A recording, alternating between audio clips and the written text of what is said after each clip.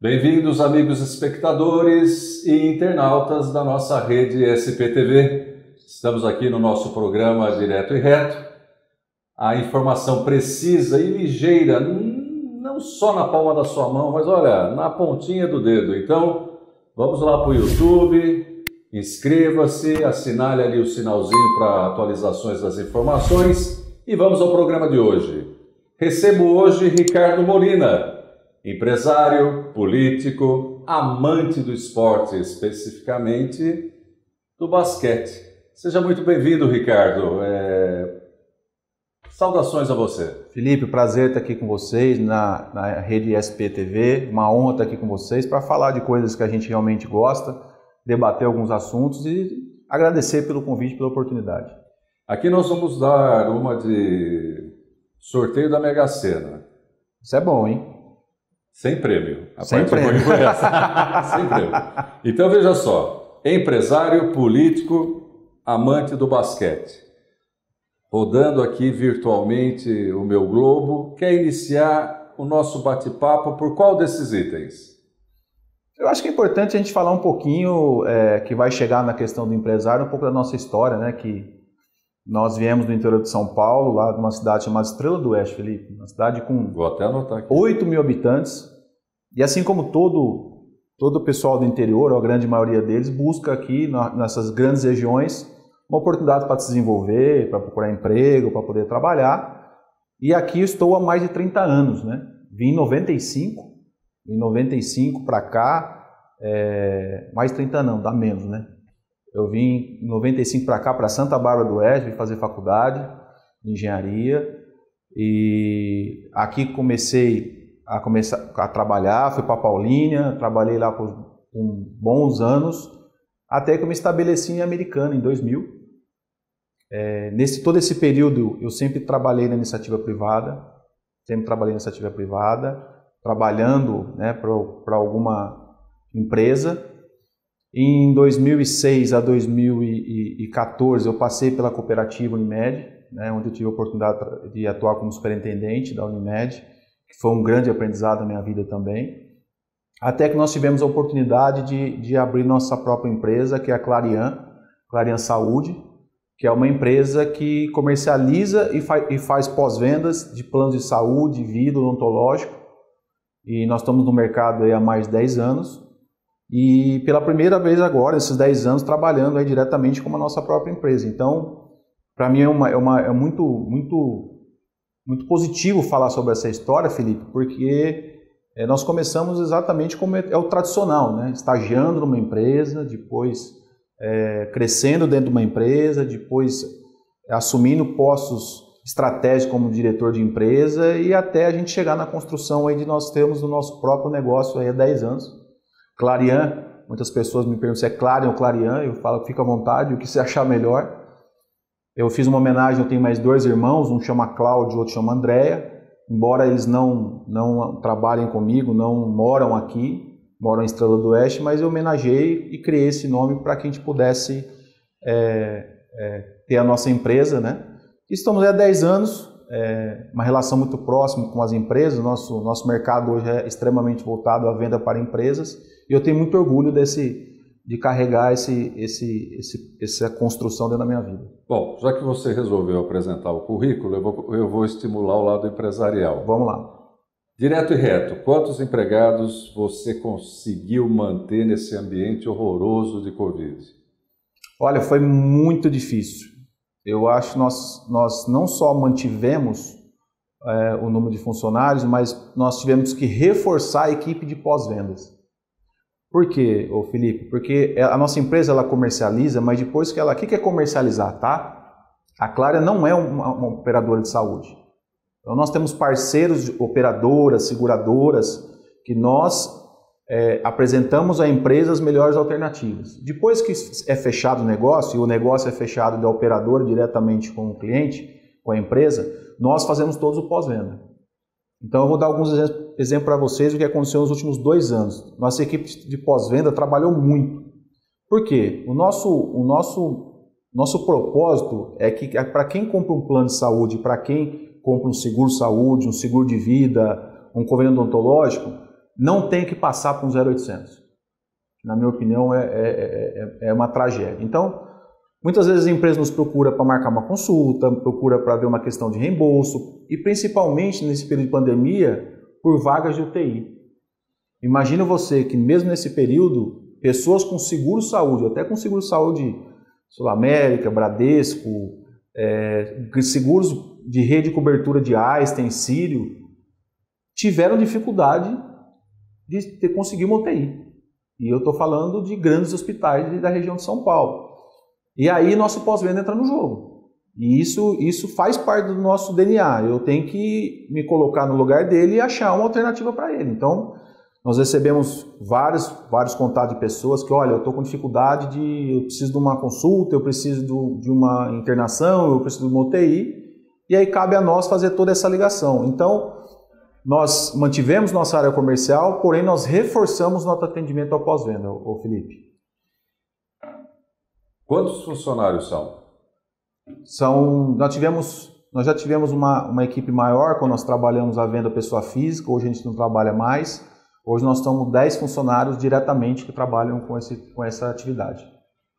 Embora, ou muito bem que seja assim, em que outro aspecto o ambiente Covid exigiu da sua empresa, da sua administração, uma adaptação, uma flexibilidade? Onde é que falou, aqui não ficou legal? Olha, o que para a gente foi muito importante, até para entender por que eu entrei nesse negócio chamado venda de plano de saúde. Porque o empresário, ele tem um plano de saúde, só que ele não cuida só de plano de saúde, ele cuida de uma empresa. Na verdade, o plano de saúde é um benefício. E muitas vezes ele não sabe o que realmente cobre ou não cobre aquele plano de saúde. Então, aonde nós tivemos que nos adaptar é desmiuçar, vamos falar assim, o contrato com o empresário. De falar assim, olha, isso aqui cobre, isso aqui não cobre. Ó, o Covid cobre isso. E à medida que o Covid foi avançando, as próprias operadoras e seguradoras, elas foram se adaptando junto à Agência Nacional de Saúde o que seria coberto e o que não seria coberto, principalmente no seguro de vida. Então, o que a gente precisou se adaptar é desmiuçar ainda mais junto aos jurídicos das empresas o que cobre e o que não cobre. Por quê? Normalmente uma pandemia dessa não está contemplada dentro do contexto normal. Então foi necessário a gente entender rápido as novas determinações da Agência Nacional de Saúde, que é a reguladora, e transferir isso para o empresário para que ele pudesse entender de todas as maneiras o que cobria ou não. Inclusive o seguro de vida, num primeiro momento, ele é muito claro, ele não cobre pandemias. Só que, primeiramente, as próprias seguradoras de seguro de vida entenderam que deveria fazer essa cobertura. Umas começaram na frente, outras depois, e hoje é uma exigência, é uma cobertura exigida pela própria SUSEP. Então, nós tivemos que se adaptar a isso. Conversar com o público, nós não tínhamos muita proximidade, que é o jurídico das empresas. Você, muito bem, pessoa que fala bem articulada, fez a apresentação da sua vinda para a Americana, do seu negócio, me possibilitou dar uma esmiuçada. E agora vamos esmiuçar o homem sapiens político. Me introduz e conta como você se auto-introduziu na política. Olha, Felipe, você falou uma coisa muito bem, com propriedade. Eu me coloquei na política.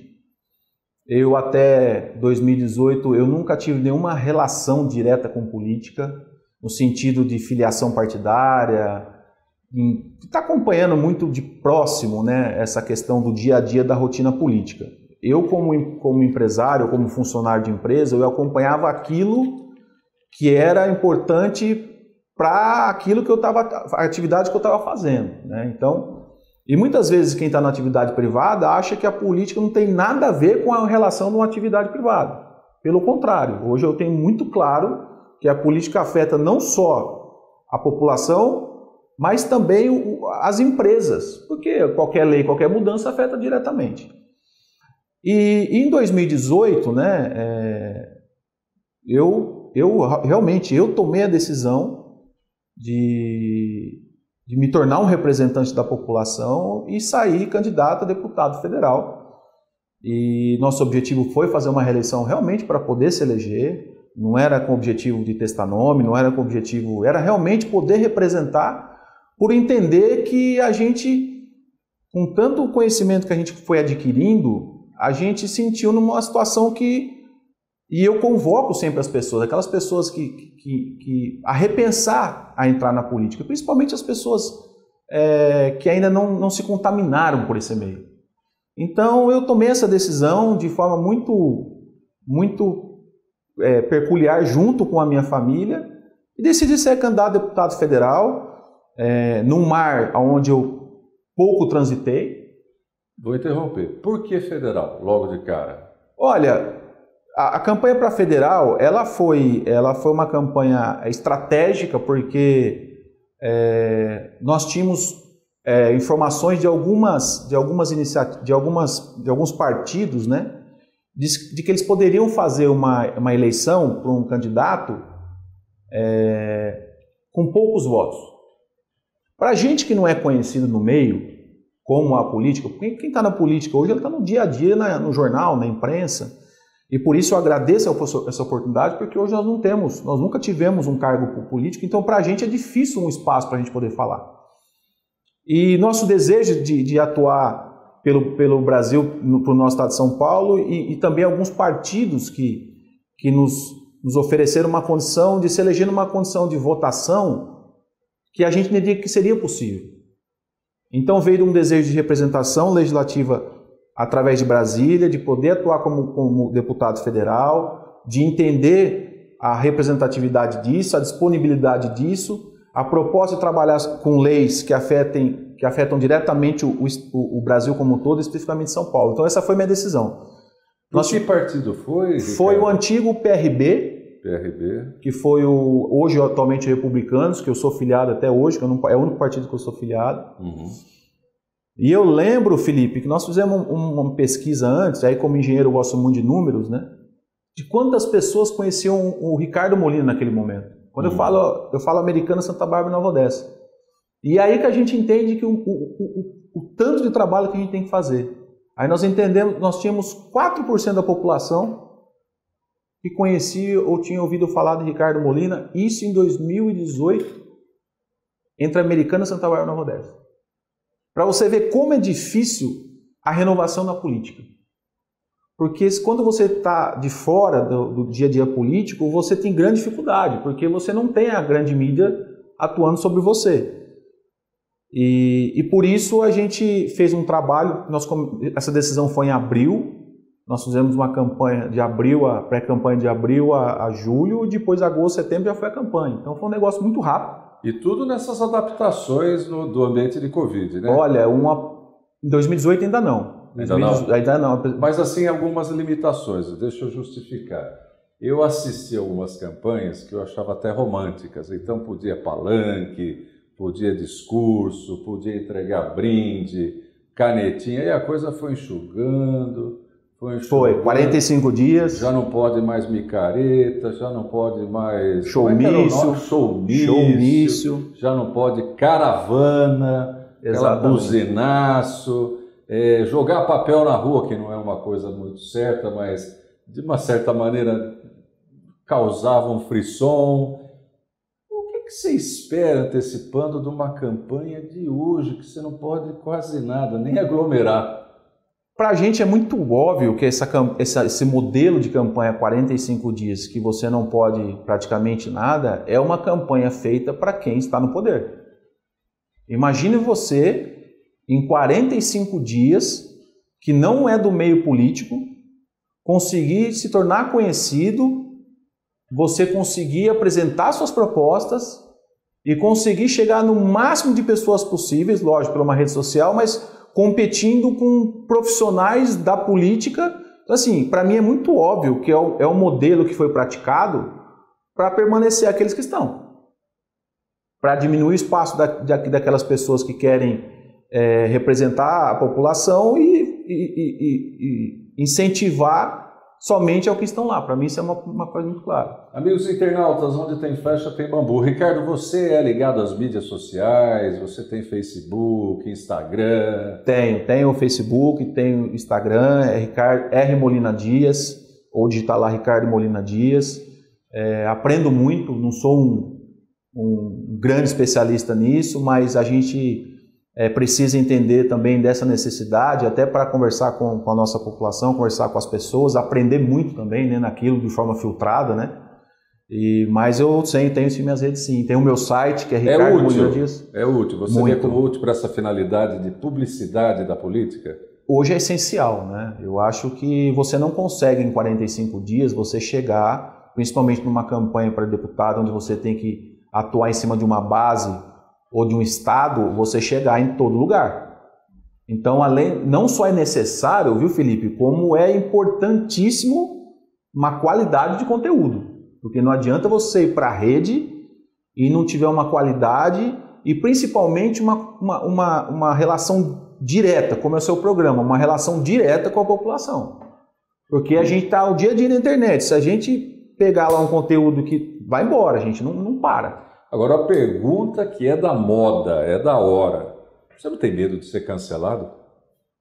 Olha... Stalkeado? Não, eu tenho, para quem me conhece, a gente tem uma autenticidade muito forte até algumas vezes. Você, quando não é político, né, quando você não é político, como a gente não é, né, por enquanto, e você entrar nesse mundo, você enfrenta grandes políticos tradicionais, né? Então você sofre com isso. Mas não tenho preocupação com isso não, e até porque o que a gente coloca na rede é o que a gente sempre foi, e a gente não tem o que inventar. Porque eu tive a honra, e aqui eu vou contar uma particularidade, é público, a coisa foi pública, de receber alegria, né? Esse de honra é muito formal, a alegria de receber o deputado Vanderlei Macris. Uma entrevista muito bacana. E uma das falas dele foi a seguinte: não, porque o bom político é o político que pode andar nas ruas, de cabeça erguida. Ele mal desceu da produtora, tinha uma senhorinha aqui, vizinha da produtora, meu amigo, o que meteu a boca no deputado. E Sabe, é um cancelamento ao vivo a cores em três dimensões. Eu não tive nem de reação de sim nem não, pelo contrário, vou ajudar, porque foi muito escandaloso. Então eu perguntei, por isso que eu te perguntei, puxa vida, mas porque veja só, vou pegar como exemplo o recém-iniciado Big Brother. Sim. Recém-iniciado Big Brother 22.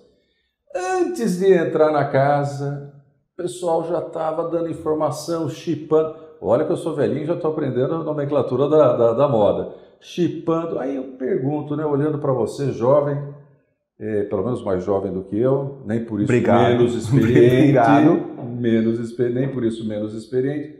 Eu falei, mas que coragem, então tem Facebook, tem isso, tem aquilo.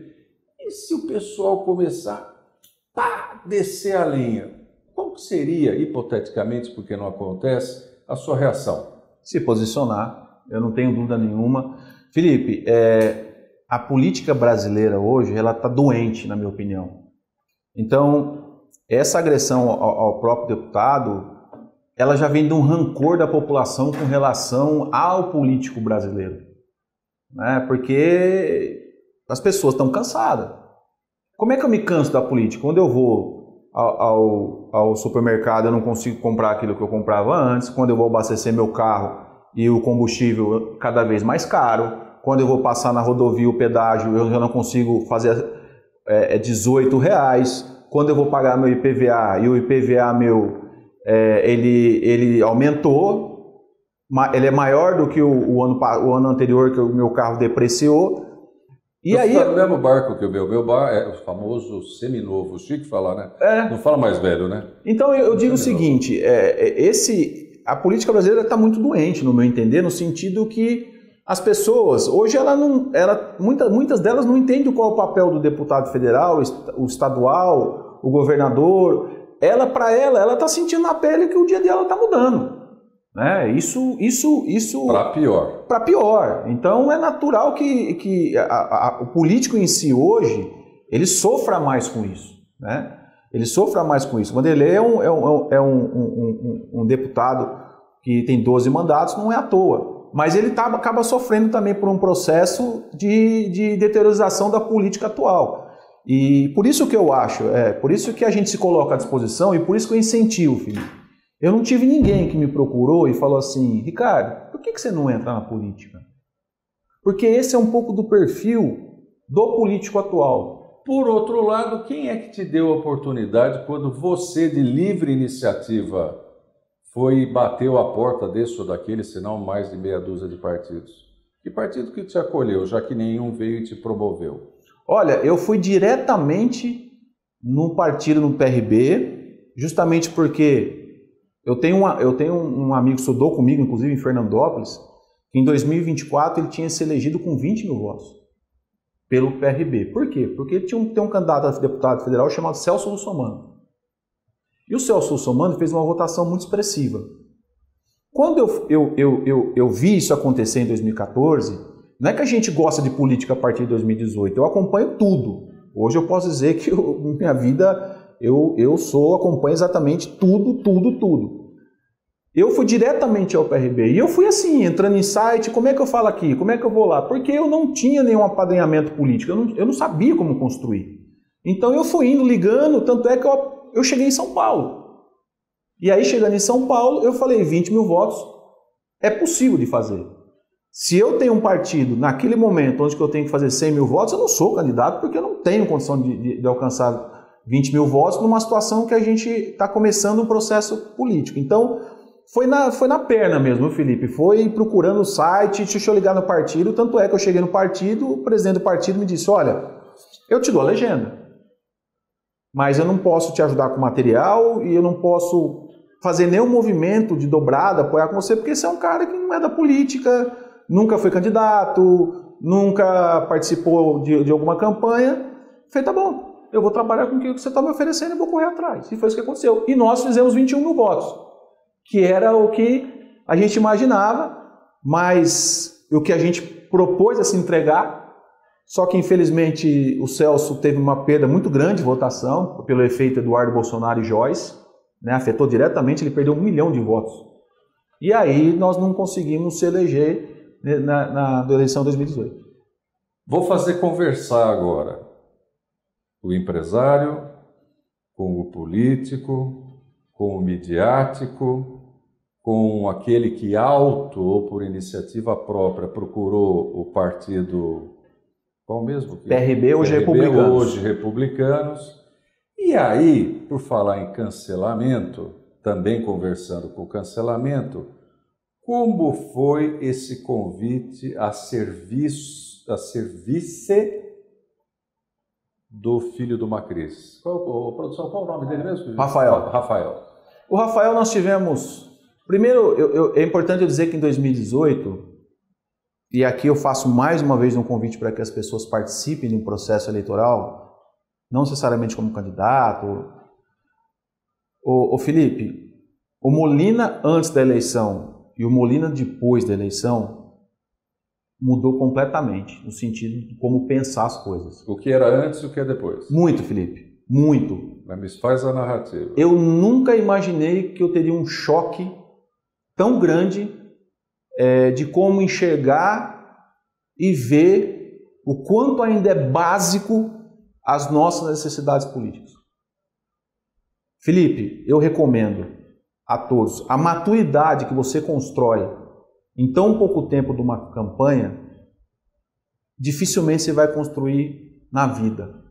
Porque você passa por um período grande, intensamente, conhecendo as mais diferentes realidades da nossa população. Mas conhecendo mesmo, não é ir lá e ver, é conhecendo assim o quanto ainda falta o básico, que a gente não consegue, a política brasileira não consegue entregar o básico da população. E é uma coisa muito importante essa questão.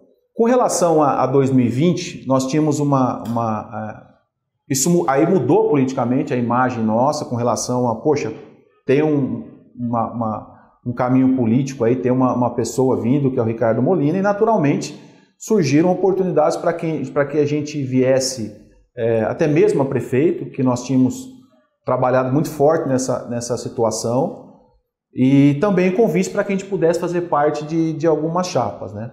E aí, primeiramente, eu estava muito preocupado em fazer o que eu tive a oportunidade de fazer, eu fazer com outras pessoas. Então, no Republicanos, eu fiz muita questão de fazer uma chapa de vereadores onde a grande maioria nunca tinha disputado a eleição. De eu convidar pessoas que nunca tinham pensado na vida em receber um convite para disputar uma eleição. Então, a nossa chapa de vereadores republicanos, que nós conseguimos fazer 2 vereadores, para quem acha que isso é pouco, somente tanto o PSDB quanto o pessoal do Chico teve condição de fazer 3, nós fizemos 2, e consegui eleger entre ele um que nunca tinha sido candidato, e a grande maioria dos suplentes como nunca tinha sido candidato, para mim foi importante. E nós recebemos o convite, nós sempre conversamos com todos os grupos políticos, nós não temos dificuldade com relação a isso, e aí nós decidimos nos unir com relação à possibilidade de vencer as eleições. Foi por isso que nós fizemos uma conversa com o Rafael, com o Vanderlei, e tomamos a decisão de sair a vice-candidato do Rafael. Você entendeu o movimento? Eles te procuraram? Você que procurou? Não, eles nos procuraram, mas também nós conversamos com eles, não só com os outros grupos. Foi uma conversa muito franca e esclarecedora. Agora, eu fico feliz que nos procuraram, porque muito pelo que aconteceu em 2018. Que foi? A gente se colocar a sair candidato, ter uma votação expressiva com o primeiro mandato, e as pessoas entenderem qual é a proposta do Ricardo enquanto, quando possível, ser eleito e representar a população, de poder realmente fazer algo que atenda ao que é de básico hoje. Então, eu acho que isso chamou muito a atenção das pessoas que quiseram que a gente compartilhasse chapa. Então, isso foi importante por uma construção que aconteceu em 2018. Agora eu te pergunto, você tem consciência, ou pelo menos chegou aos seus ouvidos, que essa, como eu devo chamar, composição política, para uma pessoa que chegou até ser cogitado como potencialmente candidato a prefeito, com chances reais de ser eleito tal, o quanto isso, voltando para a mídia, usando a expressão midiática, te cancelou, causou estranheza? Pô, mas como assim? Até diz, acho maldoso, mas eu vou reproduzir as ruas, que você teria levado uma bolada para aceitar isso daí. O que foi, na verdade? Vamos beber da fonte. Não, a gente não tem problema em falar quanto isso, não. Eu acho que, com relação às eleições, eu sempre digo, viu, Felipe? Porque, assim, né, é o famoso sim, né? Depois que a eleição aconteceu, eu acho que aí, para aqueles que nos criticam, é muito fácil com relação, poxa, se você tivesse feito isso, tivesse feito aquilo. Mas tem momento que a gente tem que tomar decisão, a gente tomou a decisão. E eu não julgo aquilo e não responsabilizo ninguém por aquela decisão que eu tomei. Eu fico feliz que eu recebi muitas pessoas que nos procuraram depois. Pô, Molina, você tinha que ter saído candidato a prefeito. Isso para mim é honroso receber isso, né? É uma felicidade ouvir isso. Então o que eu mais ouvi foi, Ricardo, você tinha que ter saído a prefeito. Mas não chegou antes desse evento, antes da própria composição, escolha, que você era realmente, olha, era realmente real, né? Realmente um potencial prefeito? Sim, nós trabalhamos para a nossa candidatura a prefeito. Deixa eu só responder a questão da bolada, né? Da bolada. Eu acho que para quem nos conhece, e tem muitas pessoas que não nos conhecem pessoalmente, mas conhecem um pouco da nossa história.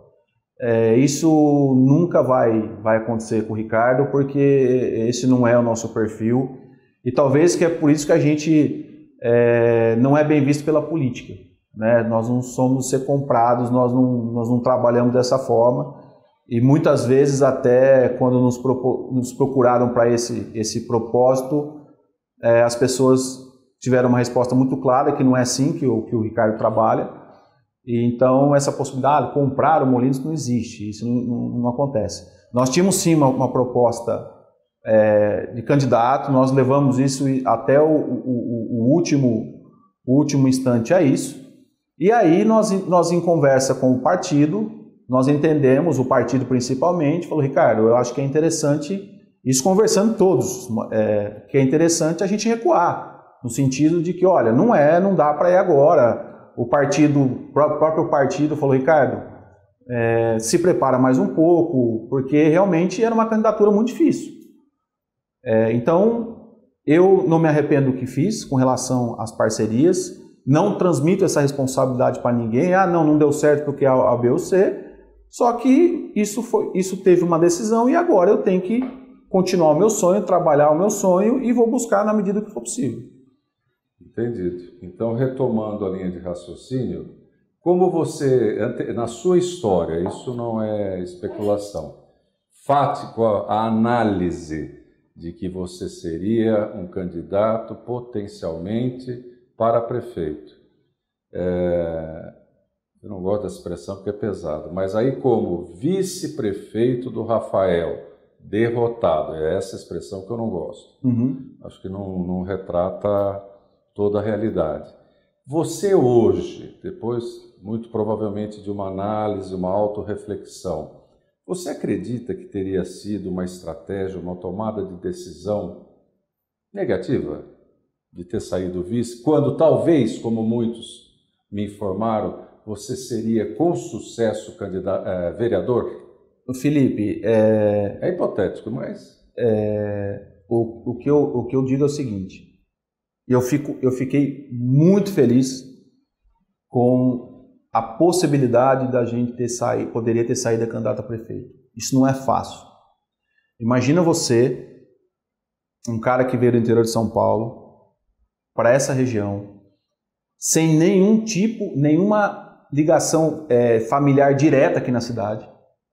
Então, assim, eu não saí do interior para vir para a casa do meu primo, do meu tio. Então, assim, vir para a nossa região, vir para a Americana, nunca ter passado por um processo político e poder ser lembrado, depois de 2 anos de uma eleição, a prefeito da cidade americana. Isso para mim eu carrego com um orgulho imenso. Poxa, você não deveria ter vindo a prefeito? É que eu falo, se eu tivesse que tomar uma decisão hoje, talvez eu viria a prefeito, né? Mas a campanha não é só querer, você tem que ter uma estrutura, você tem que montar a equipe, você tem que fazer um trabalho muito grande. E aí, num curto espaço de tempo, não é possível. Então, eu acredito que as coisas não aconteçam por acaso. Eu acho que teve esse momento. Fico muito feliz quando as pessoas me perguntam: você devia ter saído a prefeito, você não devia ter saído a vice, você devia ter saído a prefeito. E cada lugar que eu vou, as pessoas me perguntam exatamente isso. Eu fico muito feliz. Porque você imagina você, nessa história que a gente passou, a gente ser idealizado na cabeça das pessoas uma possibilidade de ser candidato a prefeito de Americana ainda jovem. Então eu fico muito feliz com isso. O mesmo aconteceu na própria cidade de Santa Bárbara. Eu recebi muitas pessoas de Santa Bárbara e falei: cara, você teve em Santa Bárbara do Oeste, você teve a maior votação para deputado federal em 2018. Nós só perdemos Santa Bárbara do Oeste para Eduardo e para Joyce, o resto nós ganhamos de todos. E o pessoal lá: pô, Ricardo, você devia ter sido prefeito aqui em Santa Bárbara do Oeste. Agora, só para nós, ninguém vai escutar. Você falou, né, o candidato a prefeito é jovem. Com quantos aninhos você está? Eu estou com 44. É jovem. Eu estou com 44 anos. É um momento da minha vida muito bacana. Eu estou vivendo um momento muito feliz. Eu estou muito bem casado com minha esposa Aline, um filho maravilhoso. Muito entusiasmado com a questão política, com muito desejo de tentar essa luta de representar as pessoas. Eu vou persistir no meu sonho. Eu não tive essa oportunidade ainda. Algumas pessoas me cobram, inclusive, algumas coisas como se eu tivesse algum cargo. Eu não ocupei nunca um cargo público e as pessoas nos cobram como: poxa, cara, você precisa fazer isso, você precisa fazer aquilo. Como se eu fosse um político. Se já tivesse caneta e cadeira, eu não tenho. Mesmo assim, dentro da minha possibilidade, eu faço aquilo que eu posso fazer. Então eu me sinto muito feliz. Quando você me questiona: Ricardo, não valia a pena ter saído a prefeito? Eu me sinto muito feliz. O que nós conseguimos alcançar em tão pouco tempo, que é poder representar uma cidade como um Americano, até mesmo como Santa Bárbara do Oeste. Seu perfil, particularmente falando, você está para o legislativo ou para o executivo? Aí uma questão, eu estou explorando a vocação. Qual é a vocação do Ricardo Molina? Legislativo ou executivo? Independente do trabalho que dá para ser isso ou para ser aquilo. Olha, eu acho que a primeira vocação que tem que acontecer, Felipe, é do desejo de renunciar um pouco da sua vida para servir a vida das pessoas. Isso pode ser uma palavra bonita, uma frase linda e maravilhosa, mas não é tão fácil assim. Eu entendo que quando você se propõe a representar as pessoas, você tem que abrir mão muitas vezes da sua vida, do dia a dia, muitas vezes de oportunidades você vai ter que deixar a sua família. Então isso para mim é a maior vocação que, quando eu falo de estar motivado, é por sentir isso. É por entender que eu entendi essa vocação e por isso que eu estou de cabeça erguida e estou continuando a buscar meu sonho. Então isso é uma coisa. Eu acho que executivo e legislativo são coisas muito diferentes. Muito diferentes. Eu gosto de poder trabalhar com relação de gestão direta. Eu gosto muito. Eu sou ficcionado em trabalhar a palavra a gestão, que seria muito mais essa questão do executivo. Mas eu entendo que neste momento é necessário que eu tenha também uma vocação para o legislativo. Entender a coisa como funciona de uma esfera muito maior do que especificamente somente a cidade. Então eu quando eu decidi a deputado federal, que você me perguntou por que deputado federal, foi nesse raciocínio que eu tive com relação a querer trabalhar mais essa questão do legislativo, eu queria trabalhar mais essa questão de poder atuar de forma que eu pudesse dar uma resposta às pessoas do trabalho que eu queria fazer e o que a gente pretende fazer como pré-candidato em 2022. Então, eu acho que a melhor resposta que eu te dou a vocação é de querer renunciar da sua vida para servir as pessoas no sentido de fazer o dia a dia melhor das pessoas. Neste momento legislativo, eu entendo que é o perfil do Ricardo nesse momento. Então teremos para 2022 um candidato a deputado? Sim, nós temos hoje uma pré-candidatura a deputado estadual postada. Nós temos um cenário hoje muito melhor do que 2018, quando a gente era ainda muito pouco conhecido, e não só pouco conhecido de aparência, mas pouco de conhecido das pessoas saberem quem é o Ricardo Molina, um pouco da história dela. Por isso que eu criei meu site, que é ricardomolinadias.com.br, porque muitas pessoas não nos conhecem porque nós não somos filho do tal. Nós somos alguém que veio do interior e cresceu e batalhou e cresceu. E as pessoas querem conhecer um pouco da nossa história. Então no site, o objetivo do site que a gente fez foi para mostrar para as pessoas, olha, de onde eu vim, de onde eu nasci, o que eu fiz, onde eu trabalhei, o que eu já fiz da minha vida, onde eu me formei, tudo é o histórico nosso lá. Então nós temos sim uma pré-candidatura de deputado estadual postada, nós temos conversado com várias pessoas com relação já a isso e vamos vir para vencer a eleição através das nossas propostas, que no momento exato, quando você se torna candidato, você apresenta às pessoas. Vamos conversar com algo mais suave, que também é do seu âmbito, está no seu radar, talvez esteja até no seu coração. Esporte, especificamente o basquete. A quantas anda o basquete nesse climão de Covid? Como é que você lida com isso? Olha, o esporte em si, ele veio muito da minha criação enquanto filho mais novo, de uma professora e de um dentista, que os dois praticavam esporte, principalmente meu pai, futebol, vôlei, basquete, tudo que você imaginava.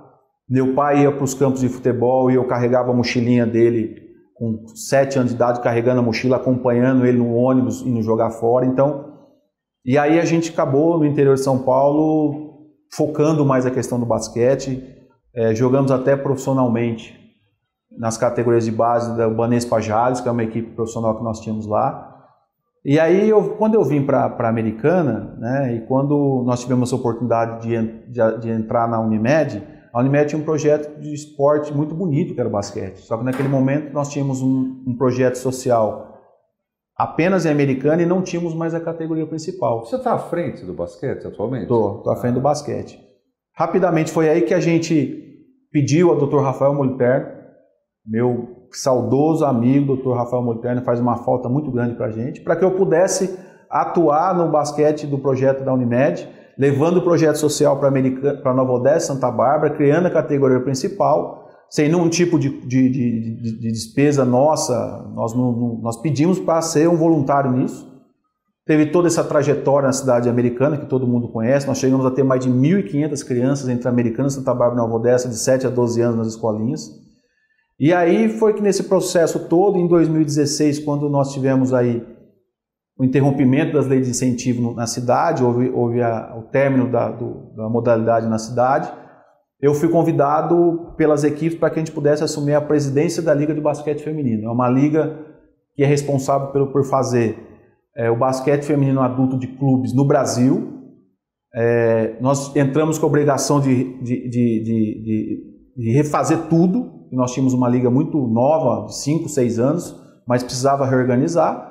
Trouxemos, inclusive, para a Americana a sede, e nós temos, hoje, estamos como presidente ainda, já são 4 anos de presidência, e fazendo um trabalho muito bacana aí, andando o Brasil todo aí, ajudando a modalidade, de forma exclusivamente voluntária. Voltando, eu digo que é meu trenzinho da alegria, para a política. Qual análise você faz, se há tempo para isso, do atual prefeito? Da sua gestão, da gestão dele, né? Eu acho que o Chico ele tem demonstrado, principalmente, estar muito próximo da população. Eu acho isso importante. Acho que o Chico tem demonstrado a proximidade com a população, tem andado para todos os lugares. Nós passamos um primeiro ano de gestão dele, uma administração muito com essa questão da Covid, isso atrapalha demais. Acho que é claro para ele os desafios imediatos na cidade, que é a questão da saúde pública. Isso não é só aqui, mas é uma necessidade e foi muito pautado isso na campanha, né? A questão do desenvolvimento econômico também, que o Rafael Barros, inclusive, que nunca tinha sido candidato, saiu pela nossa chapa e ficou de suplente, que assumiu agora a secretaria. Então eu acho que o Chico, pelo primeiro ano aí, acho que ele entendeu a necessidade americana, deve atacar com mais intensidade agora esses pontos, principalmente de saúde, desenvolvimento econômico e água, e conhece como funciona a política. Então eu acho que o Chico tem um trabalho para ser feito pela frente aí, e atacando esses pontos tem tudo para caminhar bem. Ricardo, chegamos aos momentos finais do programa Direto e Reto, já agradecendo a sua presença e também renovando o convite. O programa ainda é pequeno para tanto assunto, para tanta coisa interessante, e eu deixo palanque nesses momentos finais para você mandar a sua mensagem para o seu público, seja o público do basquete, seja o público político, seja o público aí do empresariado. Fique à vontade. Olha, primeiro agradecer, Felipe. Para nós é muito importante ter essa oportunidade de poder falar com as pessoas, com os empresários, seja na questão do nosso trabalho enquanto empresário, seja na relação de política, que é uma relação que a gente gosta bastante. Mas eu tenho muito a agradecer a todos, a Deus pela oportunidade de estar de pé, estar firme, principalmente depois de uma pandemia dessa, onde a gente ainda vê com muito preocupação o momento que nós vivemos. Passei pela Covid antes da vacina, quando não tínhamos vacina ainda, passei muito mal, fiz questão de vacinar, vacinei a primeira dose, a segunda dose, vacinei a dose de reforço, vou vacinar meus filhos. E acho que a maior mensagem agora a passar para as pessoas é essa preocupação com a pandemia, e principalmente a minha sugestão é que as pessoas possam se vacinar para que a gente possa continuar na luta e conquistar nossos sonhos. Com respeito a todas as ideias, o programa Direto e Reto, com essa mensagem inteligente do nosso entrevistado, eu convido vocês a curtirem o nosso programa no YouTube. Percebam, eu sei que vocês percebem, não é fins, mas como o nosso entrevistado diz, interfere na tua vida. Até o próximo programa, muita saúde, muita paz.